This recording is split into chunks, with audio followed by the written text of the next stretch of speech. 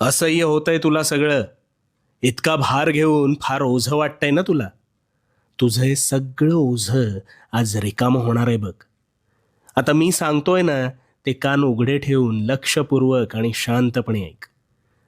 आता समज रस्त्यातून तू एक वजनदार गोष्ट तुझ्या उजव्या हातात धरून चालतोयस. सुरुवातीला चालताना तुला तितकासा भार जाणवत नाहीये, पण जसं जसं तू पुढे सरसावतोस तसा तुझ्या हातावर अधिक ताण येतो. आणि मग अशा वेळेस तू काय करतोस तर ती गोष्ट तात्पुरती का होईना खाली ठेवतोस अथवा दुसऱ्या हातात घेतोस. का?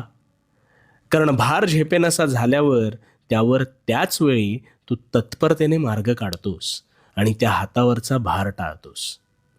मग यातून काय कळलं?